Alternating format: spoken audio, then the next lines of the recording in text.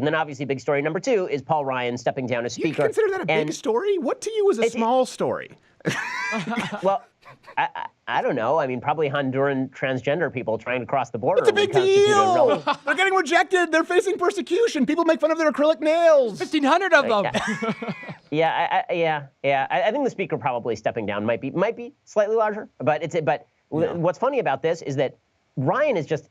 He's like Pig. He's sort of like Pigpen from Peanuts cartoons. He's just walking around, and there's a big cloud that just follows him everywhere. No one likes and no matter how hard he tries to, right? Exactly. No matter how hard he tries to escape it, no matter how nice he is, it's just like he's Kenny from South Park. He's just constantly getting hit by a car, and it doesn't matter what he does. Right? He tries to be nice to Trump, and all the Trumpkins are like, they threw out Paul Ryan because he wasn't nice enough to Trump. And then he's critical of Trump, and the entire media goes, you know what? He deserved that because he wasn't critical enough of Trump. It's like, what do you want the guy to do? Well, okay, like, I understand Paul Ryan was a bad fit for Speaker of the House because to be a good speaker, you either have to be manipulative by nature, right? Like you have to be like a Tip O'Neill type, or you have to be some grand visionary with a program for the party that's backed by the base of the party, like Newt Gingrich circa 1994. And Paul Ryan really wasn't either of those things. But he's a relatively, I think he's a sincere guy who's kind of wonkish. He doesn't like manipulating. I think he was too weak in standing up to McConnell. I think he took a lot of hits for McConnell, frankly. You know, the people are saying, well, you know, he's the one who pushed the $1.3 trillion omnibus package. No, that was McConnell, okay? Because Ryan passed an actual package that was, they passed appropriations bills in the Houses. Those died in the Senate. So the only thing Ryan could have done to McConnell would have been to say, listen, I'm not going to pass anything. Right? You want to pass your omnibus? Well, I'm not going to pass package. Hold on one second. You were going to say something, Nake, Jared. Oh, I just think it shocked me that Trump actually tweeted very nice things about Paul Ryan after he left. Well, I tell you, anybody who deserves to be kicked on the way out. Well, I'm shocked. I'm shocked. I had heard of this, but I'd never actually seen it. Ladies and gentlemen, Paul Ryan's fan, Ben Shapiro. Yeah, exactly. You know, honest to God, it is not that I'm a Paul Ryan. I've been very critical of Paul Ryan for doing all these deals, but I think that if you are going to attribute the failure of a particular legislative agenda to one of these three people, you know, McConnell, Trump, or Ryan, Ryan is third on that list.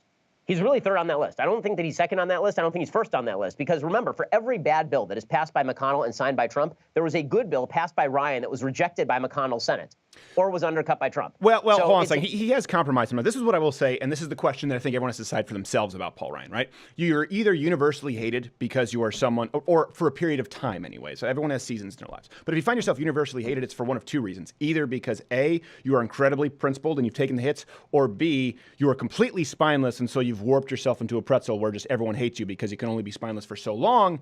There isn't a whole lot of in between if everyone dislikes you. I think Paul Ryan has made some decisions where he's leaned in too much when he shouldn't. I just think he's a So, winner. I mean, listen, I agree with that, but all I would say on that is that, let's put it this way. If Mitch McConnell were able to actually ram things through the Senate, we'd be talking about Paul Ryan as one of the great speakers ever.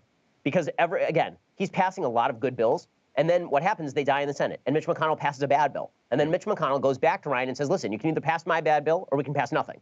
Yeah. And then Paul Ryan, instead of saying to Mitch McConnell, fine, we'll pass nothing, that's where he's weak, right? That's where he should say to McConnell, go back to the drawing board, figure it out. Right. But that's not exactly what happened here. But I do find it, watching fans of Trump like jump on Paul Ryan's grave is kind of amusing to me, just because Paul Ryan is the reason that you have a tax cut.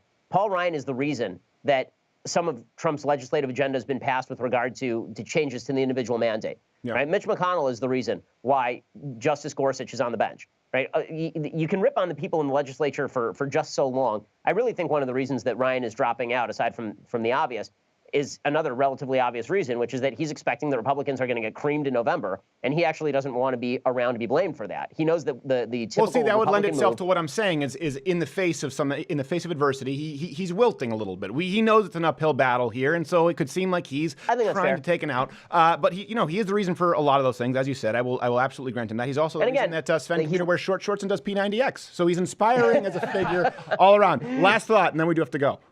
Yeah, again, I don't think that he is the greatest speaker ever. I don't think he was fit for the job. I think that he wasn't particularly wonderful. But I think that to blame Paul Ryan as sort of the face of the old Republican Party, and now this is just more evidence that Trump has taken over the party. Like, didn't we find that out in 2016? He's the president. So I'm not sure what exactly has been added here. And do you really think anybody who takes over for Paul Ryan is going to be, like thousands of leagues better than Paul Ryan? First of all, the person most likely to take over for Paul Ryan, unfortunately, in November is Nancy Pelosi, given the current polling data. So that's really scary. She's, to me, the worst. She's the only person I've ever said I actively believe is even far worse than Hillary Clinton. I've been saying that for years. I've never... Now, we do...